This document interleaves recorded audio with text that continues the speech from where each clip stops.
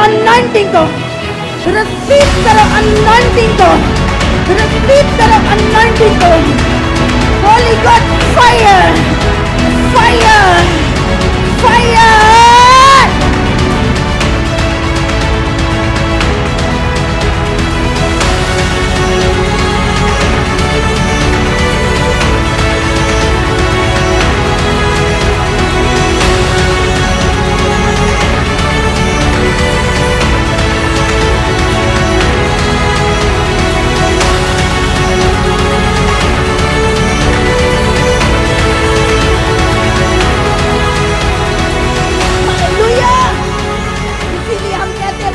जिंदा परमेश्वर है, वो आज कल और युगान युग एक सा है।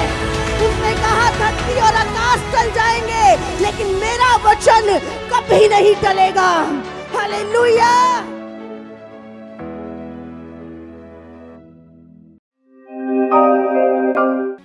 हालेलुया। तारीफ करो परमेश्वर की। आप सबका परमेश्वर की हजूरी में एक बार फिर से स्वागत है। हालेलुया। नीति वचन 1 में लिखा, और मैंने हाथ फैलाया परंतु किसी ने ध्यान ना दिया। तुमने मेरी सिंपत्ति की अनसुनी किया और मेरी ताड़ना का मूल्य ना जाना। इसलिए मैं भी तुम्हारी विपत्ति के समय हंसूंगी और जब तुम पर भय आ पड़ेगा। हालेलुया। यहाँ पर परमेश्वर का वचन कह रहा है, जब हम प्रभु की बातों को अनसुनी करते हैं, प्रभु की आज्ञाओं को नहीं मानते, तो विपत्ति हम पर अचानक से आ पड़ती है। हालेलुया। संकट हम पे अचानक से आ पड़ता है। कहते हैं आंधी के समान, बवंडर के समान दुख हमें घेर लेते हैं जब हम परमेश्वर की बातों पे मन नहीं लगाते, प्रभु की आज्ञाओं को नहीं मानते। हालेलुया। परमेश्वर हमसे क्यों चाहता है कि हम उसके वचन पे चलें? क्यों प्रभु चाहता है? हाँ, उससे प्रभु को कोई फायदा है? प्रभु को कोई फायदा है? हाँ, परमेश्वर ने इतना पूरा वचन लिख के दिया, मेरे बेटे मेरी शिक्षा पे कान लगा, मेरे बेटे मेरी आज्ञाओं को माना कर, इससे तेरी उम्र लंबी होगी, तू निर्धन नहीं होगा। बहुत सारे वचन बाइबल में हमने कल सुने थे कि जब हम परमेश्वर की बातों पे मन लगाते हैं तो प्रभु हमें दीर्घायु देता है, हमारी उम्र लंबी होती है और हम गरीबी के श्राप से बाहर आ जाते हैं प्रभु के वचन को मानकर। हालेलुया। तो क्यों प्रभु चाहता है? क्योंकि परमेश्वर ने आपको और मुझे बनाया है। हालेलुया। क्या जो चीज हमने बनाई है हम चाहते हैं वो निकम्मी हो जाए, वो फेल हो जाए? हाँ, हम किसी चीज का आविष्कार भी जब करते हैं तो हम चाहते हैं ये पूरी दुनिया में फैले। हालेलुया। तो परमेश्वर ने इंसान को जब बनाया, परमेश्वर नहीं चाहता मनुष्य फेल हो जाए, मनुष्य गरीब हो, मनुष्य बीमार हो, मनुष्य आत्महत्या करे, मनुष्य हत्या करे, मनुष्य दुखों को झेले। प्रभु नहीं चाहता, इसलिए परमेश्वर ने अपना वचन लिखा। हालेलुया। तो अगर हम वचन पे चलते हैं तो फायदा किसका है? परमेश्वर का। हाँ, प्रभु का महल खड़ा कर दोगे तुम। हाँ, एक वचन निकालेंगे अय्यूब 35। बहुत सारे लोगों को लगता है ये सानू वचन समझा रहे हैं तो शायद इन्हां दा कोई फायदा होएगा। हाँ, रब दा कोई फायदा होएगा, लेकिन बाइबल अय्यूब दे विच लिखा है 35 उसके 6 में, यदि तूने पाप किया है तो परमेश्वर का क्या बिगाड़ता है? हाँ, यदि तूने पाप किया है, जे तू पापी हो गया ते प्रभु दा की बिगड़ जाएगा? हाँ, बिगड़ जाएगा कुछ? जे तुसी पाप कर रहे हो ते प्रभु दा कुछ बिगड़ जाएगा?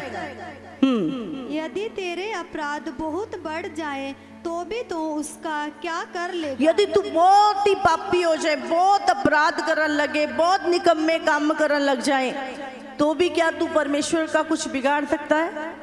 हाँ, परमेश्वर का कुछ बिगाड़ लेंगे हम? यदि तू धर्मी है तो उसको क्या दे दे यदि देता तू है। बहुत धर्मी है, प्रभु दी आज्ञा ਨੂੰ ਮੰਨਦਾ ਹੈ, ਬਹੁਤ ਧਰਮੀ ਹੈ, ਪਰਮੇਸ਼ਰ ਦੇ ਵਚਨ ਤੇ ਚੱਲ ਰਿਹਾ ਹੈ, ਤੇ ਕੀ ਦੇ देगा प्रभु ਨੂੰ? हाँ, बहुत धर्मी है अगर हम, तो परमेश्वर को क्या दे देंगे? दे देंगे कुछ? हाँ बताओ, ਤੁਹਾਡੇ ਧਰਮ ਦੇ ਕੰਮ ਪਰਮੇਸ਼ਰ ਨੂੰ ਫਾਇਦਾ ਪਹੁੰਚਾ ਸਕਦੇ हैं? नहीं। आगे पढ़ेंगे। या उसे तेरे हाथ से क्या मिल जाता है। या उसे तेरे हाथ से क्या मिल जाता? प्रभु ਤੁਹਾਡੇ ਲੱਡੂ ਖਾਂਦਾ? हाँ, तब तो पेड़े मंगाता है, ਤੁਹਾਡੇ रोट खाता है। प्रभु कह तू उसके हाथ से, तुम्हारे हाथ से उसको क्या मिल जाता है? क्या मिल जाएगा तुम्हारे हाथ से उसको? क्या तुम दे सकते हो परमेश्वर को, जिसने स्वर्ग और धरती को बनाया, जिसने सब कुछ बनाया, सारी कायनात बनाई, जो जिसके ऊपर हम निर्भर हैं। अगर वो बारिश ना बरसाए तो अकाल के कारण, भूख के कारण हम मर जाएंगे। अगर वो हवा को बंद कर दे तो 2 मिनट में यहाँ पे सब मुर्दा होंगे। हाँ, तो हम क्या दे सकते हैं परमेश्वर को? जो वो हमें सब देता है। समझ आ रही है आपको? हाँ, तेरी दुष्टता का फल तुझ जैसे पुरुष के लिए है। जे तू दुष्टता कर रहे हैं, तू माड़े काम कर रहे हैं, तू बुरे काम कर रहे हैं, तू कुकर्म कर रहे हैं, अपराध कर रहे हैं, हत्या कर रहे हैं, चोरी कर रहे हैं, तो ओदा फल किनू मिलेगा? जेड़ा कर रहा है। की लिखे? तेरी दुष्टता का फल तुझ जैसे पुरुष के लिए है, और तेरे धर्म का फल भी मनुष्य मात्र के लिए है। हालेलुया। जे तू दुष्टता करता है, पाप करता है, ते ओदा फल भी तू ही भुगतेगा। और जे तू धर्म दे काम करता है, तू परमेश्वर दे वचन ते चल रहा है, ते ओदा फल भी तेनू ही मिलेगा। हालेलुया। और जो परमेश्वर का कोई फायदा नहीं हम कर रहे, प्रभु को कुछ नहीं दे रहे। आज वचन सुनते हैं, लोगों को लगता पता नहीं ये वचन सुनाते इन्हों की फायदा, ते रब नू पता नहीं केड़ा फायदा पहुंच जूगा साडे तो। प्रभु साडा पिता है, वो सानू प्यार करता है, वो नहीं चाहता असी गलत राह ते असी दुष्टता दा फल भोगिए। इसीलिए परमेश्वर बार बार अपने वचन के द्वारा हमें अलर्ट करता है और कहता है कि तू धर्म के काम कर, तू अच्छे काम कर, क्योंकि उसका अच्छा फल आएगा। हालेलुया। हाँ, तुसी पेड़ दा कंडियां दा बोया है, ते अंब खा सकते हो? हाँ, किकर दा पेड़ बो के अंब उगनगे होते? काम माड़े करके फल चंगा मिल सकता है? कभी भी नहीं मिलेगा। प्रभु ने कहा जो तू बोएगा वही तू काटेगा।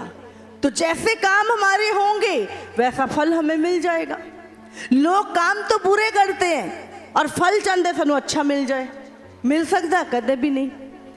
प्रभु यहाँ पे साफ साफ लिख रहा है, धर्म के काम करोगे उसका फल भी अच्छा तुम्हें मिलेगा, दुष्टता करोगे उसका फल भी तुम्हें अच्छा मिलेगा। तो प्रभु को कोई फायदा नहीं है अगर तुम वचन पे चल रहे हो। हालेलुया। ये हमारा फायदा है। प्रभु कह रहा है तू संगति में आया कर, इसमें प्रभु का फायदा है।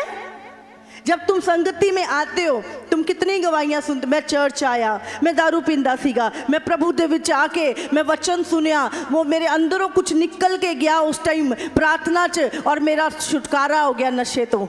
हाँ, वचन क्या किया? किसका फायदा हुआ? जो व्यक्ति चर्च आया। प्रभु दा फायदा होया कि उस बंदे दा? उस बंदे दा फायदा होया। हालेलुया। एक बंदा कहता मैं बीमार आया और जिदा ही प्रार्थना हुई मैं चंगा हो गया, तो प्रभु नू की फायदा होया? दसो किनू फायदा होया? सानू फायदा होया। असी खड़े होके गवाही दे रहे हैं, मेरे लवे नौकरी नहीं सी, मैं वचन नू ग्रहण किया, वचन नू सुनिया, प्रार्थना की, विश्वास किया, अज मेरे लवे जॉब है, मेरे लवे बरकत है, मेरे लवे बच्चे नहीं थी 6 साल तो रब ने मैनू बच्चे दिते। तो जदों तुसी संगति च आ रहे हो तो किहदा फायदा है? साडा फायदा है। हालेलुया। असी जो कुछ भी कर रहे हैं उस किसी होर दा नहीं, साडा फायदा है। हालेलुया। असी चर्च दे विच आ रहे हैं, असी अपना दशमांश बो रहे हैं, उस प्रभु दा फायदा नहीं हैगा। प्रभु कहता तू ऐसा करेगा तो तेरे श्राप, तेरे बंधन टूटेंगे ते तेरी पीढ़ियां दे विच भी कोई गरीब नहीं रहेगा। हालेलुया। एच किदा फायदा है? हमारा फायदा है। हालेलुया। फायदा, प्रभु ने कहा तू विश्वास कर, बपतिस्मा ले, तेरा उद्धार हो जाएगा।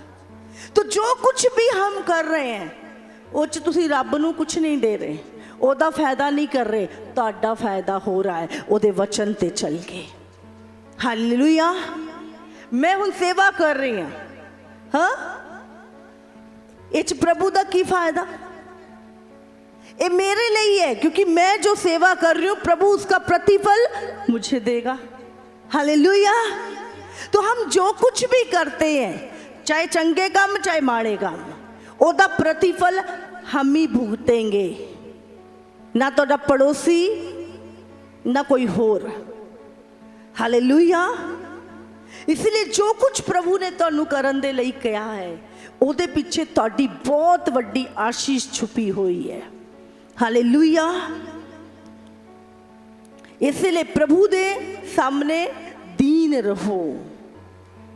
और प्रभु चाहता है जेड़ा परमेश्वर दे अधीनगी दे विच, ओदे वचन दी अधीनगी दे विच, एक वचन पढ़ रही, एक पत्रस उसका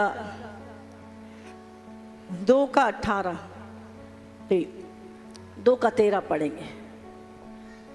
लिखा यहाँ पे, प्रभु के लिए, बोलो प्रभु के लिए, मनुष्यों के ठहराए हुए हर एक प्रबंध के अधीन रहो।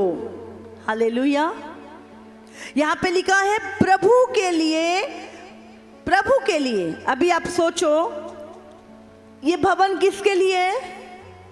किसके काम के लिए है? ये किसी इंसान की रहने की जगह नहीं, ये किसके लिए है? परमेश्वर दे लिए है।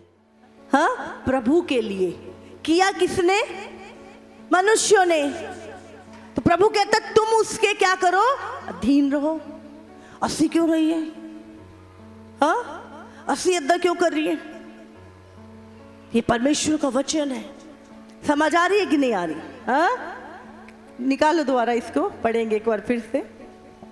प्रभु के लिए मनुष्यों के ठहराए हुए हर एक प्रबंध के अधीन रहो। मनुष्यों के ठहराए हुए, किसने ठहराया? ये प्रबंध किसने किया? मनुष्यों ने। मनुष्य के ठहराए हुए हर एक प्रबंध के अधीन रहो। हालेलुया। समझ आ रही है आपको? हमें परमेश्वर की जो सेवा है और उसका जो प्रबंध है उसके अधीन रहना है। हालेलुया। कितनों को समझ में आ रही? क्योंकि प्रभु ने कहा संगति करो आपस में। हाँ, मेरे लोगों को वचन सुनाओ, मेरे लोगों को वचन में मजबूत करो। और ये सारा प्रबंध किसके लिए है? प्रभु के लिए। पर किया किसने है? मनुष्यों ने। तो हमें लगता है कि असी क्यों ओदी कहना मनिए, असी क्यों ओदे अधीन रहिए, हम क्यों ऐसा करें? ये किसके लिए है? ये प्रभु के लिए। पर इंसान ने किया है तो हमें क्या करना? उसके अधीन रहना है। समझ आ रही है आपको? समझ आ रही है? ये चर्च किसका? प्रभु का घर है। ये सारे इंतजाम किसके लिए? प्रभु के लिए है। और हम कौन हैं? प्रभु के लोग हैं। ये प्रबंध किसके द्वारा किए गए? मनुष्यों के द्वारा, प्रभु के लोगों के द्वारा किया गया। तो हम सबको क्या करना है? उसके अधीन रहना है। लेकिन शैतान कई बार हमारे मन में विरोध डाल देता है। हालेलुया। हमें ऐसा क्यों कह दिया? साडे घरे की कुछ है नहीं गा, हाँ, असी अद्दा क्यों करिए? कुछ एक सिस्टम होता है हर जगह का। हालेलुया। सभी बहन भाइयों को मेरी जय मसीह की। मेरा नाम हरपाल सिंह है और मैं जलंधर का रहने वाला हूँ। एक पंजाबी फैमिली से बिलोंग करता हूँ और मेरे जीवन में परमेश्वर ने बहुत अद्भुत काम किए हैं और जिनमें से आज मैं आपके साथ अपनी टेस्टिमनी शेयर कर रहा हूँ। फर्स्ट ऑफ ऑल, पहली बात तो ये थी कि जब मैं 2004 में चंडीगढ़ में आया था तब मैं परमेश्वर को नहीं जानता था और उस समय मैं मतलब एक छोटी सी साधारण जॉब करता था जिसमें मेरी तनख्वाह 3000 रुपये थी और मैं पंचकुला से सेक्टर 34 चंडीगढ़ में साइकिल पे जाता होता था ऑफिस अपने। लेकिन वहाँ से धीरे धीरे मैंने परमेश्वर को जानना शुरू किया। किसी ने मुझे चर्च के बारे में बताया और मैंने चर्च जाना स्टार्ट किया और परमेश्वर की अगुवाई होती गई। मेरे लिए प्रार्थना हुई चर्च में और डे बाय डे परमेश्वर ने मुझे ऊंचा उठाना स्टार्ट कर दिया। और वहाँ से करते करते परमेश्वर ने मुझे एक अपने साधारण जॉब से एक अपनी कंपनी का ओनर बना दिया। परमेश्वर ने जैसे जैसे मेरी अगुवाई की, तो परमेश्वर ने मुझे ये अगुवाई की कि तेरा खुद का तुझे अपनी कंपनी ओपन करनी है, अपना खुद का ऑफिस ओपन करना है। तो मुझे तो कुछ भी नहीं आता था, मैं एकदम ज़ीरो था। मेरे में ना कोई काबिलियत थी, ना कोई ज्ञान था, ना मेरे पास कोई सपोर्ट थी। लेकिन मैं फास्टिंग प्रेयर में जाता था और वहाँ पे परमेश्वर मुझे गाइड करता था और उसी के अकॉर्डिंग जैसे जैसे परमेश्वर ने मुझे गाइड किया, मैंने वैसे वैसे कदम बढ़ाए और आगे मैं कदम बढ़ाता गया। और परमेश्वर ने मुझे अपने खुद के ऑफिस से, खुद की कंपनी से मुझे ब्लेस किया और आज मेरे पास अपना खुद का ऑफिस है। मेरे अंडर 30 से 40 लोग काम करते हैं मेरी ऑफिस में और मैंने खुद कंप्यूटर में कुछ भी नहीं किया है। मैंने एनआईटी से सिर्फ 6 मंथ का कोर्स किया हुआ है। मैंने कोई एमसीए बीटेक कुछ, मैं आईटी में स्पेशलिस्ट नहीं हूँ।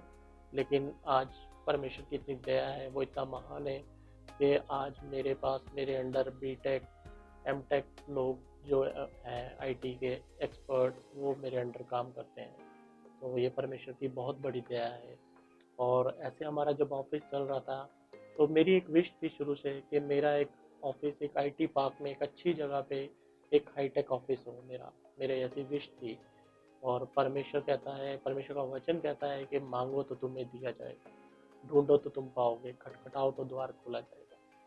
तो वही परमेश्वर के प्रेजेंस में मैं वो चीज़ों को मांगता होता था। और आज से कुछ 5-6 महीने पहले हमारे चर्च पास्टर कंचन मित्तल जी ने एक मीटिंग अनाउंस की थी कि उसमें जो भी कोई भाई बहन अपना जो भी कोई काम करते हैं या अपनी जो भी कोई विश है, वो अपना वो सामान लेके वहाँ पे उस मीटिंग में जाएं। जैसे कि जिन बहनों के बच्चे नहीं हैं वो अपने बच्चों के कपड़े लेके जाएं, या जो कोई मिस्त्री काम करते हैं, जो प्लम्बर काम करते हैं, वो अपने औजार लेके आए थे। और ऐसे ही मैं भी अपना लैपटॉप और मैंने एक नए ऑफिस जो आईटी पार्क में मुझे एक अच्छा ऑफिस चाहिए था, उसकी मैं फ़ोटो अपने मोबाइल पे लेके गया था। और जब उन्होंने पास्टर जी ने वहाँ पे अनाउंस किया था कि आप उन चीज़ों को हाथ में लेके प्रार्थना कीजिए, हाथ अपने खड़े कीजिए, तो मैंने भी उस फ़ोटो को बाहर निकाल के सामने पुलपिट की तरफ, पास्टर जी की तरफ हाथ बढ़ाया था और पास्टर जी ने हम सब के लिए प्रार्थना की थी।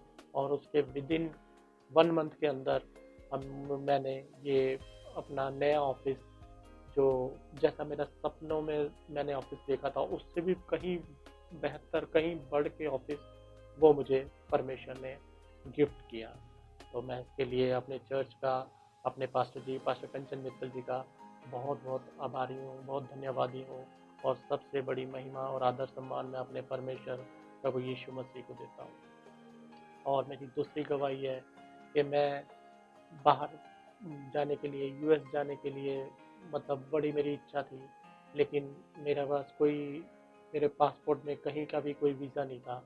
और जब मैंने अप्लाई करना था तो तब लोग कहते होते थे कि अगर तुम्हारे पासपोर्ट में कोई वीज़ा किसी और कंट्री का नहीं है तो यूएस का वीज़ा तुम्हें इम्पॉसिबल है, वो पॉसिबल ही नहीं है कि यूएस का वीज़ा आपको मिलेगा। लेकिन मैं विश्वास के साथ मैंने प्रार्थना की और मैं पास्टर कंचन मित्तल जी के पास अपना पासपोर्ट लेके गया और मैंने उनके हाथ में अपना पासपोर्ट दिया और मैंने कहा पास्टर जी आप इसके लिए प्रेयर करो। पास्टर जी ने मेरा पासपोर्ट लिया और उन्होंने अपने हाथ पे रख के उसके लिए प्रार्थना की। और जब हम प्रार्थना कर रहे थे उसी समय मुझे कन्फर्मेशन हो गई कि मेरा वीज़ा लग गया है। और उसके बाद मैं दिल्ली गया एम्बेसी में इंटरव्यू के लिए और ब्लैंक मेरा पासपोर्ट था, कोई भी किसी कंट्री का उसमें वीज़ा नहीं था। लेकिन मैंने विश्वास से कदम बढ़ाया और परमेश्वर के नाम से मैं आगे बढ़ा और मैंने जाके इंटरव्यू दिया एम्बेसी में और पहली बार में मेरा वीज़ा अप्रूव हो गया और मुझे यूएस का 10 साल का वीज़ा मिला। और मैं अभी पिछले 1 साल पहले यूएस से जाके आया। जो मेरे सपने थे वो सारे सपने परमेश्वर में आने के बाद सभी फुलफिल हुए हैं। गवाहियाँ मेरी बहुत सारी हैं और परमेश्वर ने मुझे मतलब एक ज़ीरो से एक हीरो बना दिया। जैसे परमेश्वर का वचन कहता है कि मैं तुम्हें पूंछ नहीं सिर ठहराऊंगा, ऐसे ही परमेश्वर ने मेरे जीवन में किया। मैं जब यहाँ चंडीगढ़ में आया था मेरे पास कुछ भी नहीं था, मैंने ज़ीरो से स्टार्ट किया। लेकिन जब मैं परमेश्वर में आया और उसके 3 साल के अंदर परमेश्वर ने मुझे अपना घर, अपनी गाड़ी, अपना बिजनेस, सब कुछ विदिन 3 इयर्स के अंदर परमेश्वर ने मुझे दे दिया।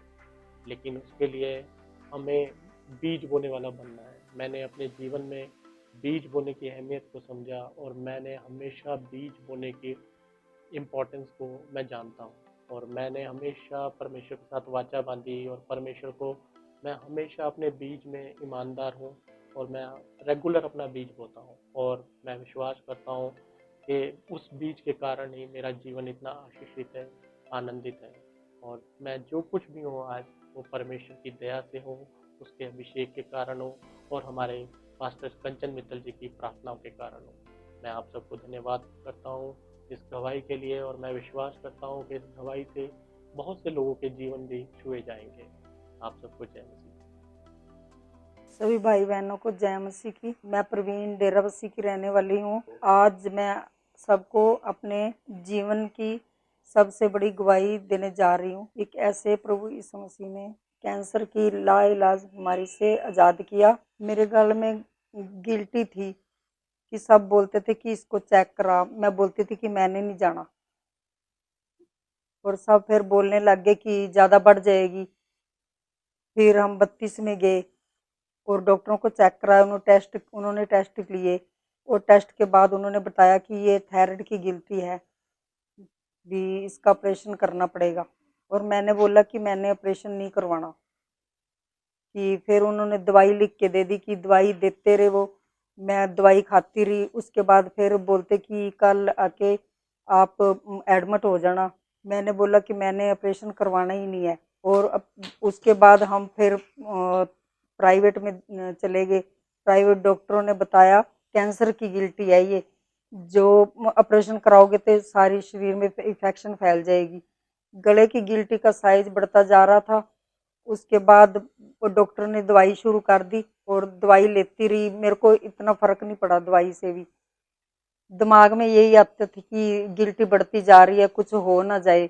हम प्राइवेट डॉक्टर के पास गए। उन्होंने बोला कि ऑपरेशन ना करवाओ, कि ऑपरेशन कराओगे कि इनकी जान को भी खतरा है।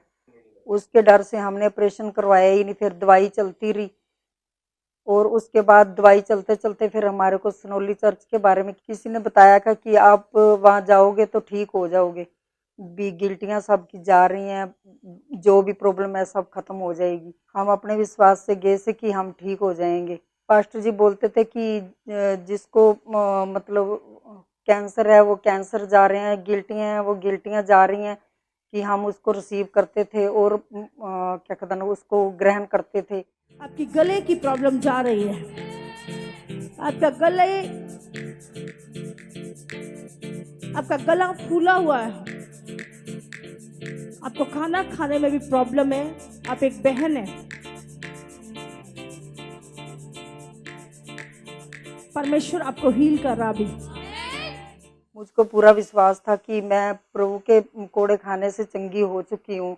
10 महीने हो गए थे कि हमारे को चर्च में जाते हुए पास्टर जी प्रेयर करते थे। उसके बाद मेरा विश्वास बढ़ता गया और मैंने परमेश्वर से यही बोला कि जो कुछ परमेश्वर तू करेगा तेरे हाथ में ही है, तू चंगा कर या ना कर। उसके बाद मैंने दवाई लेनी छोड़ दी। उसके बाद मैं किसी डॉक्टर के पास नहीं और कोई भी गोली नहीं खाई। पास्टर जी बोलते थे कि स्वर्गदूत आपके ऑपरेशन करने जा रहे हैं, कि मैं उसको रिसीव करती थी। 27 तारीख मेरे को रात को ऐसे लगा कि स्वर्गदूत मेरे गले को काट रहा है और ऑपरेशन कर रहा है। इससे ऐसे लग रहा था कि जैसे खून मेरे अंदर जा रहा है। और सुबह उठी, मेरे को बहुत ज़्यादा जोर से उल्टी आई। उल्टी के बाद मेरे को ऐसे लगा कि जैसे मेरे अंदर से ना कुछ निकलेगा आज। और सारा दिन ऐसे ही दिल कच्चा कच्चा सा होता रहा सारा दिन। और शाम को मेरे को फिर उल्टी आई और मेरे को ऐसे लगा कि मेरे गाल से कुछ निकल रहा है। देखा तो एकदम गिल्टी बाहर आ गई। एकदम जो गले की रसोली सी वो बाहर आ गई। मैं एकदम हैरान हो गई कि ये क्या चीज़ होगी। और फिर मैंने लड़के को बुलाया और उसने देखा कि लड़का बोलता कि ये तो गिल्टी बाहर आ गई है। उसके बाद मेरे को बिल्कुल हल्का महसूस हुआ कि उसके अगले दिन ही हम रिपोर्ट करवाने गए और रिपोर्ट बिल्कुल नॉर्मल आई।